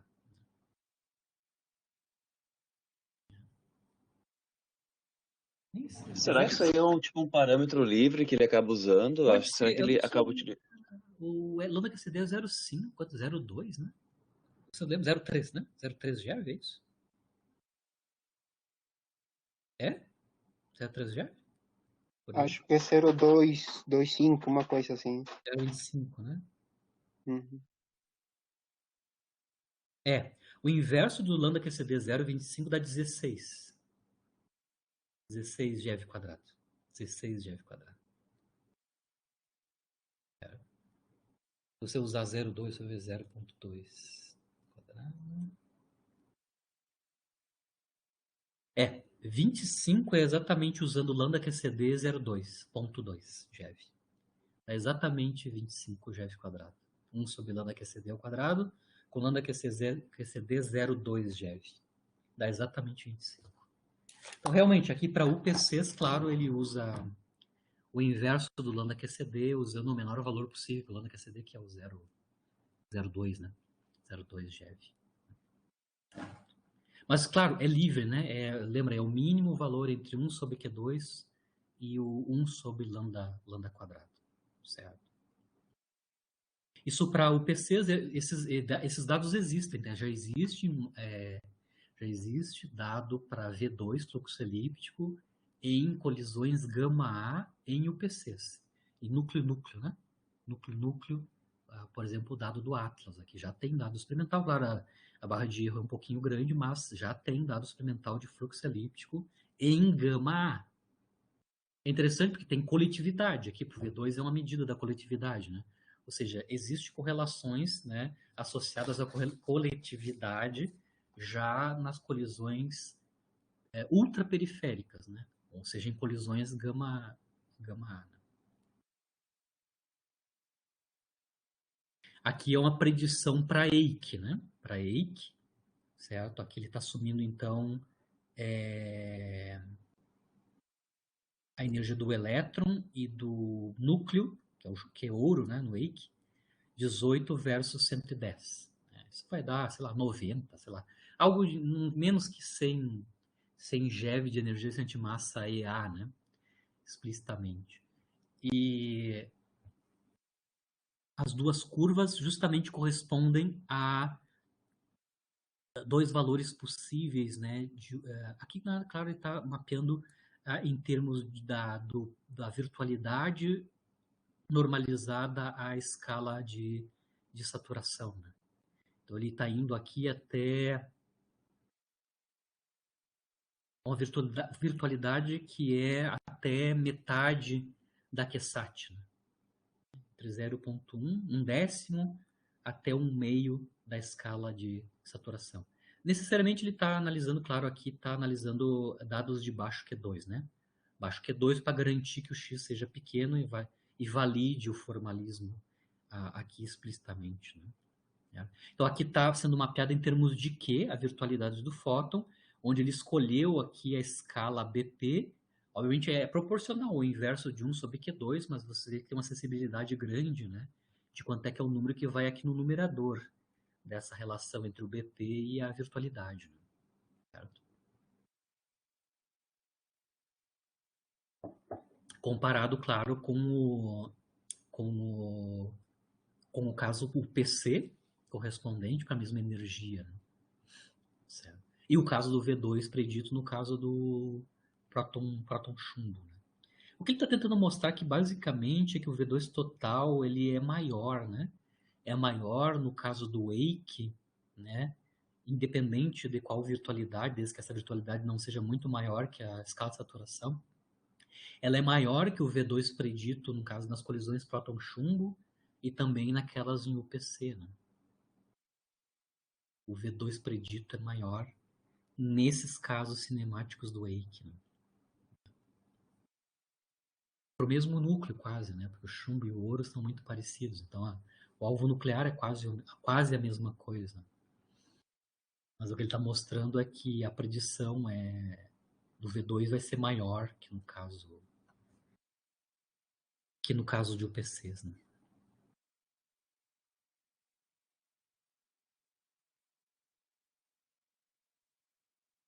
Eu fico perguntando por que será que a correlação seria maior do fóton proveniente do elétron do que de um alvo nuclear, né? No caso, se for o PC ou próton, esse fóton viria né, de um hadron, e daí a gente tem uma correlação menor, e daí quando esse fóton vem de um lepton, a gente está tendo uma correlação maior. E não... por que será que isso ocorre, né? Eu acho que tem que analisar aqui, nesse caso analítico, acho que é mais fácil de ver onde é que está o BP, né?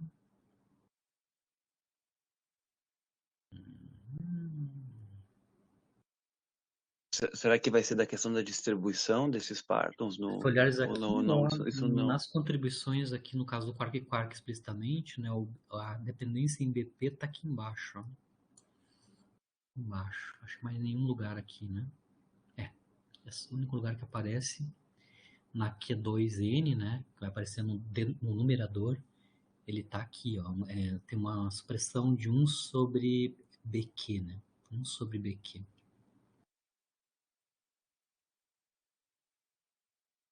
Sobre BQ. E vamos ver como é que é a contribuição em 0 não depende de BQ. Não depende de BQ. Depende só da escala de saturação.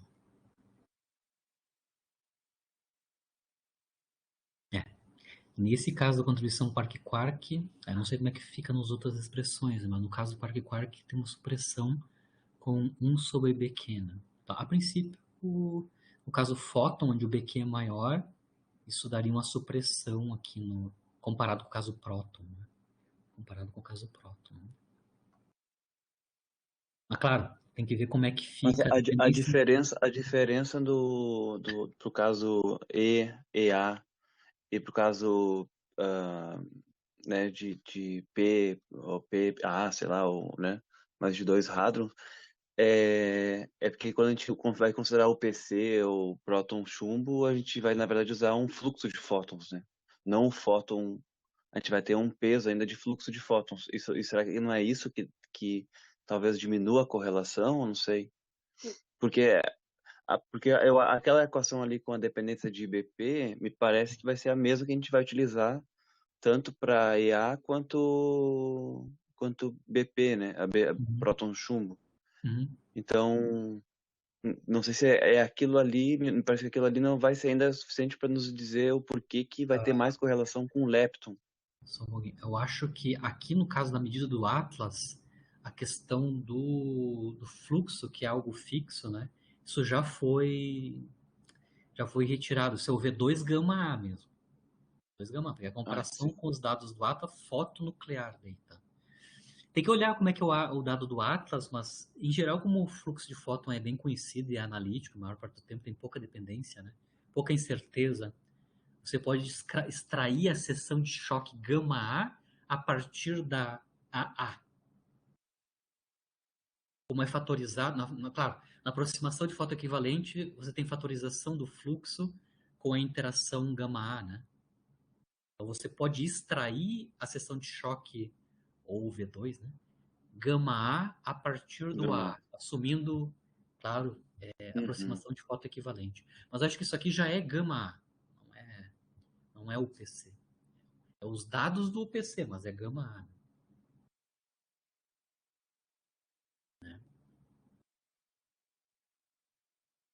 Né? Sim. E tem essa queda, né? Essa queda no ponto experimental também, daí também é uma questão ali, né? Claro, no Parque Quark a gente viu que o BP ele suprime, né? No Parque Quark suprime no caso o EA. Dependência em BP nos outros canais, né?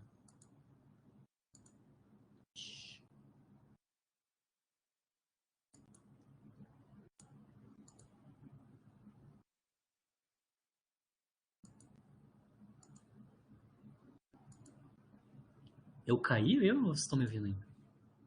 Então, estou te ouvindo, mas tu não tá mais mexendo a tela. A tela até aparece, mas não tá tendo movimentação na tela. E a tua câmera também não tá conectada. Não voltou ainda.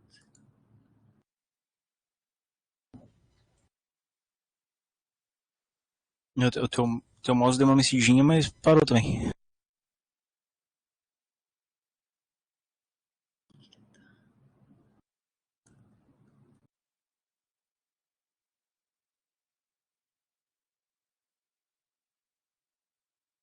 A rede aqui é muito instável. Né? Muito instável. Só um pouquinho que eu quero só ver uma coisa aqui. Qual é que é a supressão em BP dos outros canais, né?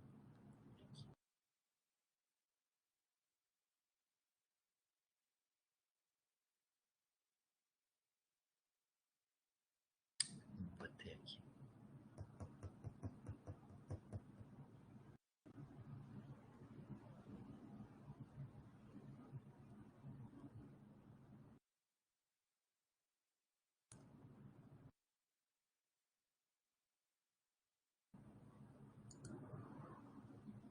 Tu entendeu, Gabriel, né? Assim, olhando explicitamente só o canal Parque Quark, o valor do BP suprime, né?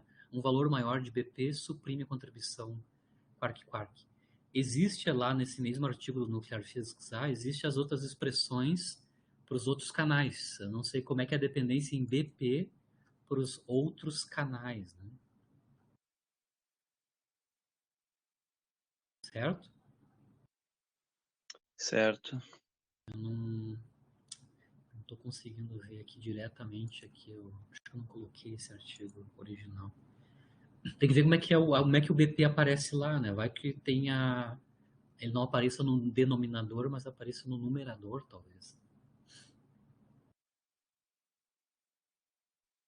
Mas Mas quer dizer, tu disse que talvez no caso no caso EA ali a gente teria essas, talvez uma não é isso que tu tá falando, de contribuições diferentes para de Quark Gloom Gloom Gloom, não é isso, né, que tu tá comentando? Porque claro, a isso gente é. não viu Como como é é que é a que é. dependência em BP nesses caras ainda? Ah, tá. Porque no UPC ele está usando como BP 25, que é o inverso do lambda QCD ao quadrado, né? Sim. Aqui ele tá, Tá, mas é que aqui no caso do mas Aikman, ele esse tem uma virtualidade que está variando entre 1/10 e a metade da escala de saturação, né? Ou seja, ele está analisando aqui virtualidades abaixo de 2 GeV quadrado. Virtualidades abaixo de 2 GeV quadrado, porque ele está usando a escala de saturação que é 4. Então é virtualidades abaixo de 2 GeV ao quadrado. é que como me parece, eu não sei, esses dois pontos verdes seriam um local, então, como tu falou de assim, a razão 1/2 seria o local onde eu poderia comparar, então, né, bem na linha do eixo, e poder comparar as situações de Hadron-Hadron com situações Lepton-Hadron, que são as previsões ali. Então, ali nesse caso, me parece que eu teria o mesmo valor de BP, bem na linha do eixo, onde está o ponto verde ali, né? No eixo vertical. Então, por isso, pensando desse Não, jeito, não, não. assim, O que eu estava falando, acho que não. tá correto. Tá correto aqui, ó. No caso, eu não sei se vocês estão enxergando de novo a tela. Agora sim. Tá? O BP ali, lembra, nesse caso do fóton projétil, ele vale ou o inverso de Q2 ou o inverso do lambda QCD. Como o BP está no denominador aqui, ó, isso significa que no numerador aqui vai ou Q2 ou lambda QCD, no caso do PC, né? Lambda QCD ao Ah, quadrado. certo. Claro, quando tu tem Q2 muito maiores que lambda QCD, as contribuições vão ser avançadas, né? Com a virtualidade. Lembra, ele está comparando o 0,2 ao quadrado, que é Sim. o 5, com algo que é maior que isso.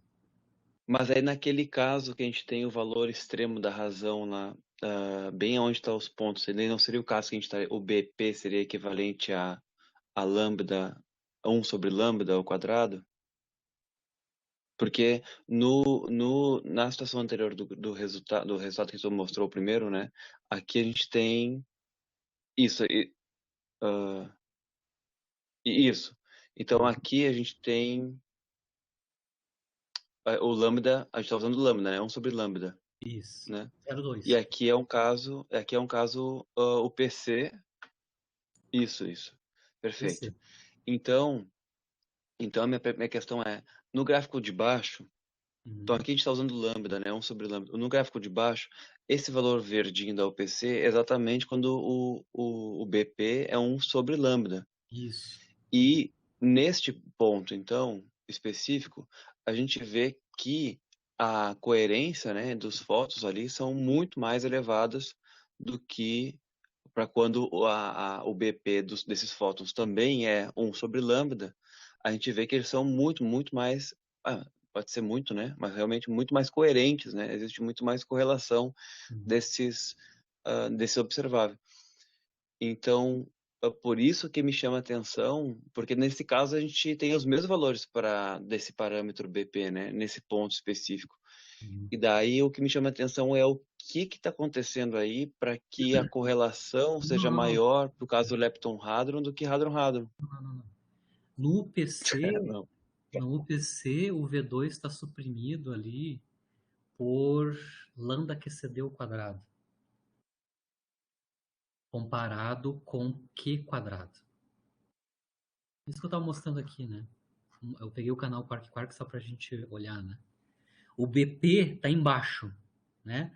O BP pode ser o inverso de Q2 ou o inverso do lambda. Ou seja, no caso geral do Eike, eu tenho em cima Q quadrado, no caso do fóton virtual, ou no caso do fóton real é um lambda quadrado. Lambda quadrado é muito pequenininho, né? É uma coisa muito pequenininha, comparado com Q quadrado. Sim. Tá claro que o UPC vai ter sempre me dar um V2 menor, né? Aqui, ó. Devido à comparação entre lambda quadrado, lambda QCD ao quadrado, né? E alguma virtualidade, mesmo sendo baixa, né? Porque está usando baixa virtualidade. Mas mesmo assim, como ela é muito maior que lambda QCD, lambda é muito maior que lambda QCD, no final das contas a contribuição para o V2, né, vai ser maior, devido a esse parâmetro BP, né? Ah, tá. É que as contribuições para o V2, né, tanto no numerador quanto no denominador, elas escalam com 1 sobre BP.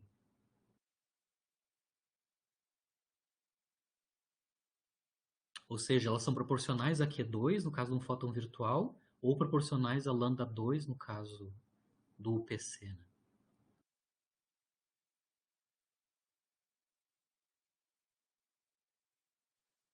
Assim, então mesmo com... Sim, então, quer dizer que uma pequena variação, né, da questão da virtualidade ali, a gente já vai ter uma contribuição muito maior, né? Uhum. Ele está usando virtualidades que vão aqui entre... Que lambda quadrada é bem O pequeno. máximo é... Tá bom.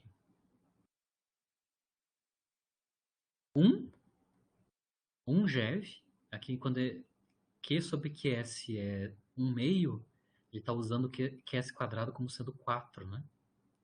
Então, Q sobre QS é 1 quarto, no máximo. Isso significa que o Q aqui, no máximo, vale 1 GeV quadrado. 2. 1 GeV quadrado. 1 GeV quadrado. E vai diminuindo. Vai diminuindo isso em conformidade. Mas igual, 1 GeV quadrado é muito maior que 0,2 ao quadrado, né? Que é o Ah, caso do certo. lambda quadrado. Tá. Isso. Não, tá valendo errado o gráfico antes. Tá. Isso porque as contribuições são proporcionais ao inverso do BP, né? Inverso do BP.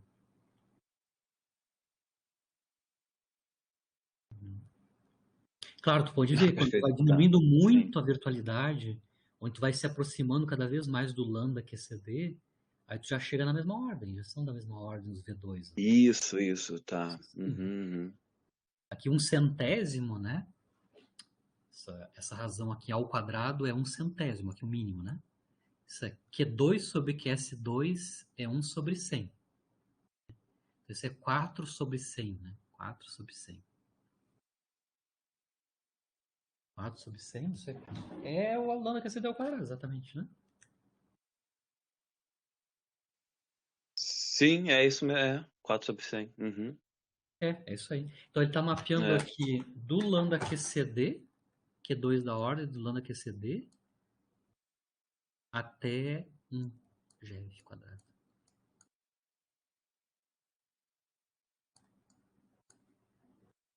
É esse o range que ele está mapeando. Professor, brigadão. É que eu agora entendi tudo, sim. Tinha entendido errado. A interpretação errada, né? Bem errada antes eu tava tendo. Ótimo. Tá consistente com o que a gente espera do valor do BP, né? A dependência inversamente proporcional a Q2, né? Sendo o limite o UPC, né? Mas é interessante que, mesmo nesse modelo bem mais simplificado, lembra que ele estava usando o modelo MV, que é uma outra simplificação, etc. Mas mesmo assim, ele consegue descrever, né, parcialmente o V2 do Atlas, né, em UPC, em gama A, né, em gama A. Só com essa adaptação do projétil, né, unicamente com a adaptação do projétil, né. Os dados de pequeno pt para o V2 é razoavelmente descrito nesse modelo um modelo simplificado autoconsistente com protonúcleo, né? Tem autoconsistência por causa do protonúcleo.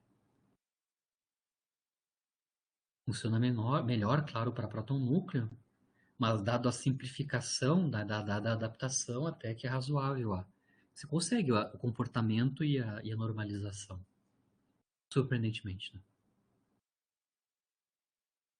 Claro, você ainda tem que explicar por que que cai aqui, né? Esse último ponto, por que que ele suprime, isso é para sempre, é sempre assim. Provavelmente é para assim, é assim também no caso. Né? Lembra que para grande PT isso aqui tem que de alguma maneira ir a zero também. Né? Mas é isso, pessoal. Esse é o último artigo que a gente tinha para analisar, a sugestão do Gabriel. E basicamente uma adaptação do caso próton-núcleo para o caso fóton-núcleo. Né? Claro que ele é complexo de calcular, não está nada dessa. Todo esse detalhamento que eu estou falando é do paper anterior, do Nuclear Physics, né? Onde ele explica como calcula o V2 em próton-núcleo. Né? Cada canal, como é que os canais são pesados, né? Mas aparentemente essa adaptação do próton para o fóton funciona razoavelmente bem para o V2.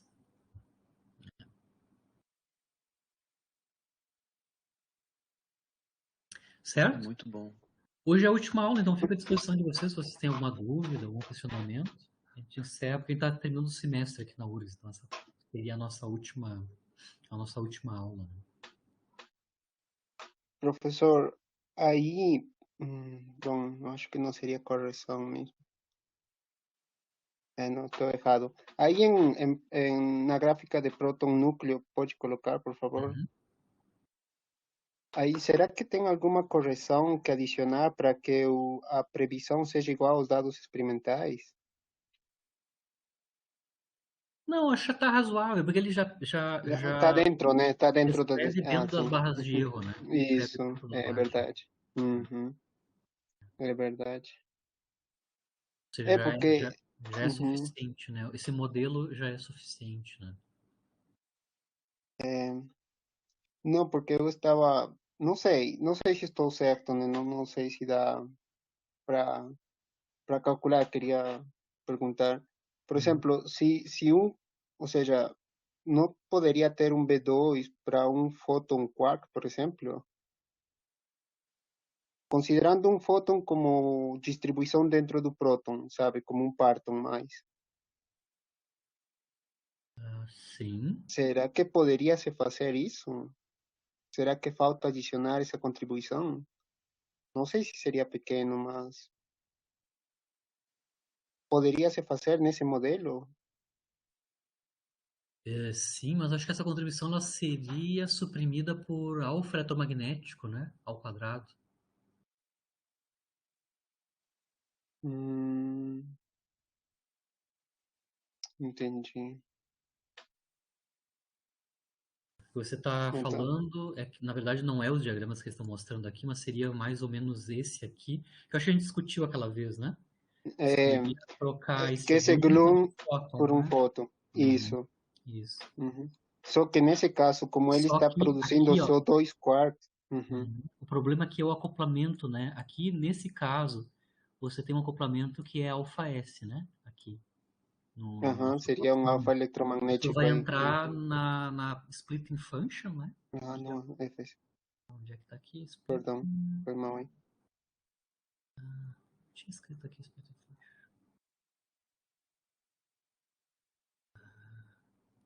Aqui, né? Uhum, E a carga do quark também, né? entendi. Mas no caso se fosse trocar o gluon pelo fóton aqui, não tá argumentando, né? Aqui tu teria que trocar por alfa eletromagnético, né? Ou seja, você vai ter uma supressão de 1 sobre 100 só nessa flutuação aqui, né? Uhum, Não que não contribua, mas ela vai ser bastante suprimida, né? entendi. Suprimida, né? Ou seja, a splitting function vai ser suprimida, né? Sim. Professor, só aí, bem nesse gráfico, só mais uma pergunta. Uhum. Por exemplo, quando tu tem um gluon e somente tu quer um gluon no estado final, ele interage multiplamente e sai um gluon, né? Tem esse caso, né? Um único gluon? É um único gluon. interage Sim, multiplamente e sai outro gluon no estado final.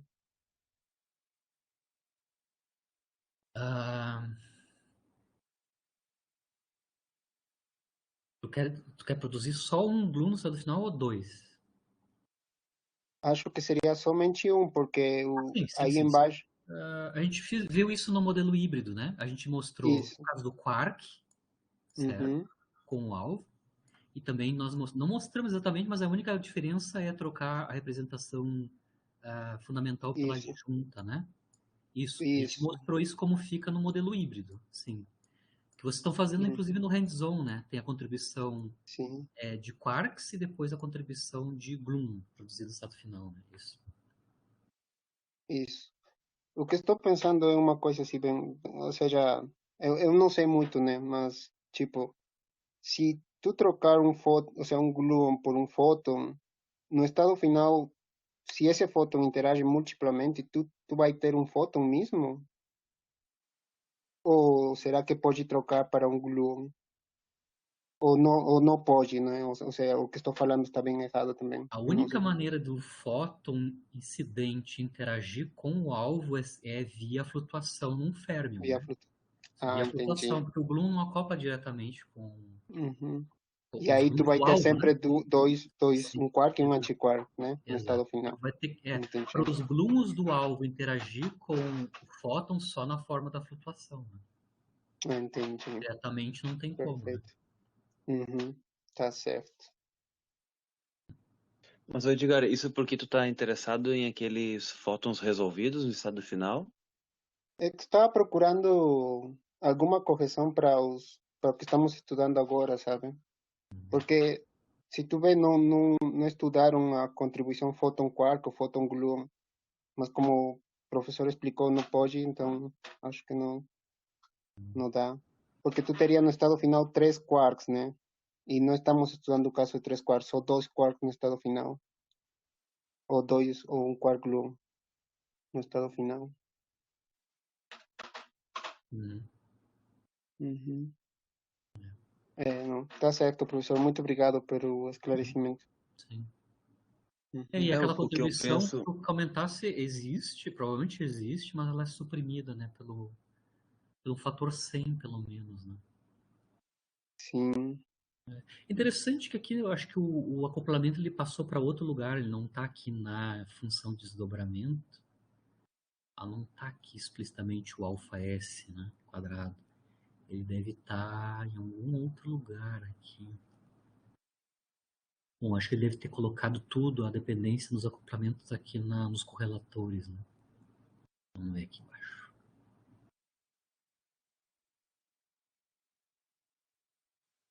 Eu acho que eu não sei, eu penso que se fosse fazer alguma correção, eu Isso. iria tentar vir para essa região aqui, dessa média dos Ds, né?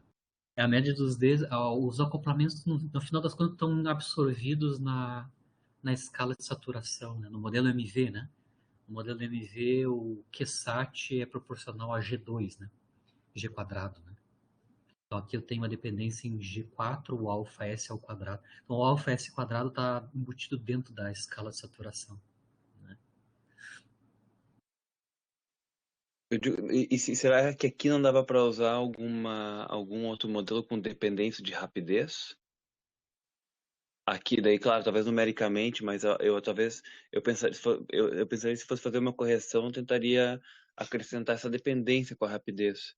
O que dá para Mas e fazer, sim, você daí, tem que olhar nos artigos anteriores, eles, claro, sempre no limite de grande NC, né? Você sempre consegue escrever nesse limite aí correlatores de múltiplos pontos, mas o quadrupolo, esse caso aqui é o sexto polo, né? Em expandir eles, termos né? do dipolo, mas tu pode usar o correlator de dipolo numérico, numericamente, né? Numérico. Ao invés de fazer analítico, como ele fez usando o modelo GBW, like ou MV, né?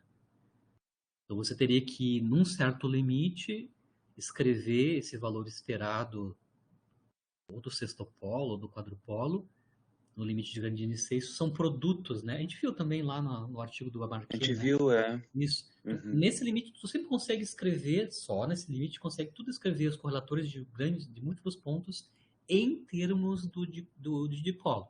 O de dipolo tu pode usar, claro, numericamente. Que daí seria talvez por aqui mesmo, né? Pegava essa média dos 3Ds, ampliava isso, abria naqueles termos lá, com as combinações de polos, com até tinha termos de adjuntos também, se não me engano. Uhum. E daí Mas tentava resolver nesse caso aquelas. específico desse artigo, não está usando sexto polo. Na verdade, é quadrupolo escrito em termos de dipolo, né? Ele mostrou, né, naquela aula lá da correlações angulares no artigo do Marquet, né? A gente, por exemplo, produz Park-Grun no estado final, né? Incluindo correlação, necessariamente tu vai ter um correlator de quadrupolo, né? 4 pontos, né? Tu consegue escrever esse cara de 4 pontos em termos de dipolos, né? Correlator de dipolos. E aí, quando dá para fazer numericamente, pelo menos. E daí, de novo, aqui também teria que usar também uma amplitude de polo que fosse dependente do parâmetro de impacto. Tem que Né? depender de Já B. teria, Tem que já, ter já teria que pegar outros, é, esses mais moderninhos aí, né? tem que depender de B.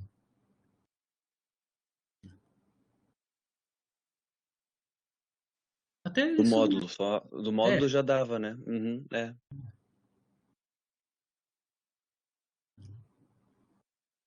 Pelo menos do módulo, né? Será que isso já seria uma correção interessante a se fazer? Tentar fazer com um modelo com dependência de rapidez? Uma coisa que pode ser feita, foi isso aí, 2021, esse artigo, né? Uma fenomenologia, assim, rasteira seria calcular numericamente essa média aqui, não usando essa simplificação aqui, esse resultado analítico, né? Fazer a conta numérica com algum modelo mais realístico, né?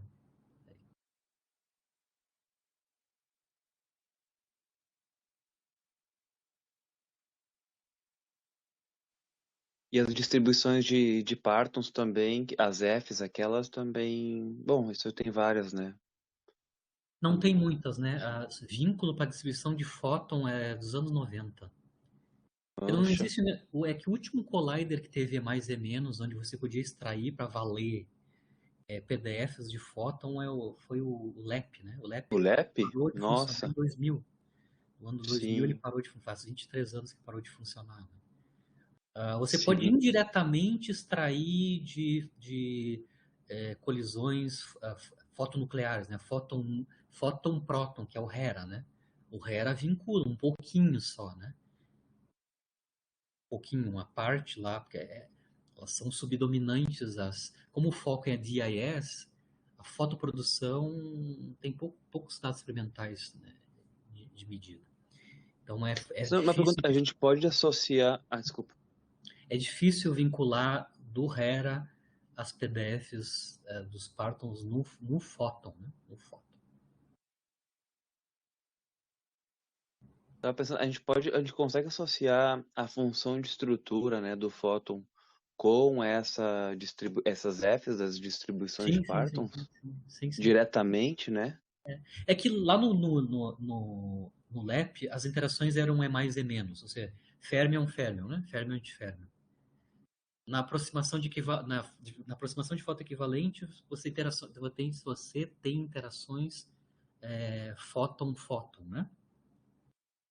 Você pode calcular processos onde as contribuições resolvidas desses dois fótons sejam relevantes. E a partir daí vincular as PDFs do fóton. Mas se você É porque, olhar tipo, quais é que são as últimas PDFs que foram propostas para o fóton, é dos anos 90. É a GRV. Nem lembro os nomes, não, faz tanto tempo isso, mas eu sabia mais ou menos os nomes, né? Mas eu sei que a GRV tinha a versão para fótons, né? São antigas, bastante antigas. Né? Justamente porque não houve, né, não houve mais colisores e mais e menos com energia suficientemente alta para vincular essas PDFs no fóton, né?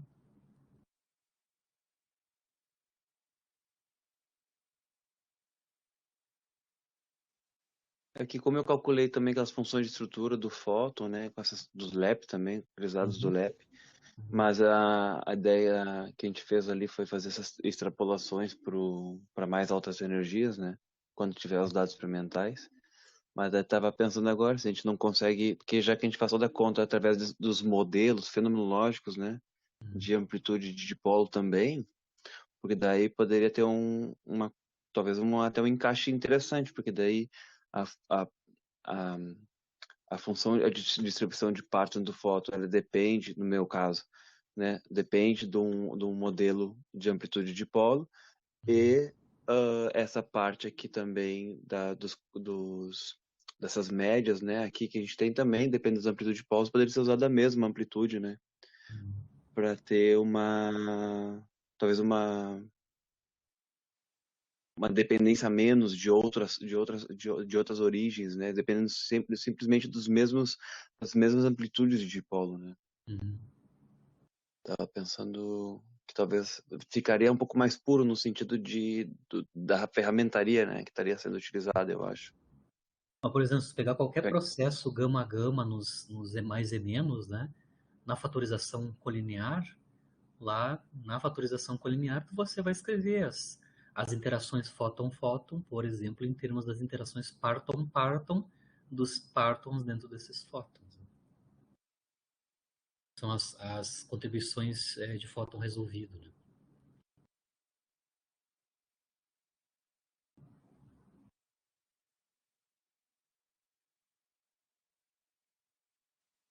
É bem legal. Legal.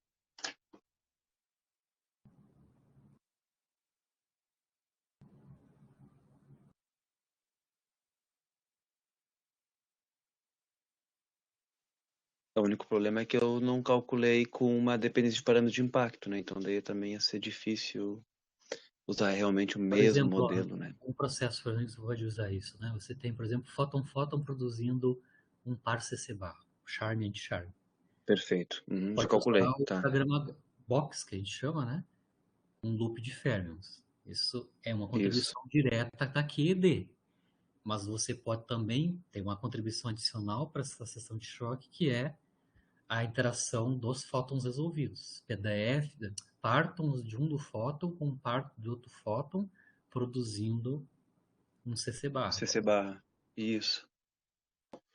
Isso. É o que eu calculei também, né? CC barra X, né? CC barra mais CC barra mais X. mais X, Isso. inclusiva, né? Produção inclusiva de CC barra mais X. Tem o acoplamento QED usual, mas depois você tem, por exemplo, a interação resolvida desses dois fótons. Eu só não sei como é que a gente vincularia esses cálculos dessa seção de choque fóton-fóton e função de estrutura do fóton com essas distribuições que estão aqui dentro, essas Fs que estão aqui dentro nesse artigo que tu mostrou, né? Como é que a gente consegue vincular isso, essa seção de choque, produção de CC barra, por exemplo, ou até produção de, né, S ou outras coisas, né? Mais pesadas, talvez, ou U também mais leve. E colocar nessa Fzinha, né? Que a gente bota aqui. E essa transição eu tenho que dar uma pesquisada, não sei como é que se faz. Uhum. O que mais precisa acrescentar para fazer? Mas existe existe parametrizações, né? Como existe para o próton, né? Tem parametrizações para o caso do fóton. Só eu digo, elas são muito antigas, elas não fizeram um upgrade, porque justamente não tem dado experimental para fazer vinculação, maior vínculo, né? Para essas PDFs no fóton, né? Como não existe um E mais E menos de alta energia até agora, parou no tempo, né? Parou nos anos 2000 as extrações de PDF no fóton. Né?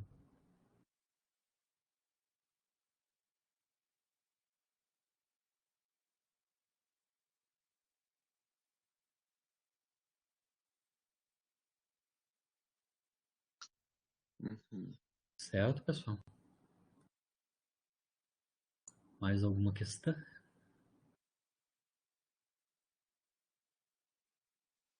Eu só entrei para me O despedir Gabriel apareceu. dos colegas, para acabar o semestre e tal. Daí eu vim aqui no finzinho do curso para dar um tchau. Tá bom. Então tá, pessoal, fico à disposição de vocês. Se vocês têm alguma dúvida, depois me mandem por e-mail. A gente vai ter que encerrar. Certo? Mas fico à disposição. Sempre em contato. Beleza. Obrigado, professor. Valeu. Bom final de semestre a vocês, tá? Professor, Boas férias. Boas férias. Boas férias, Erison. Bom descanso para Obrigado aí, todos. Falou. professor. Obrigado por tudo. Falou, Edgar.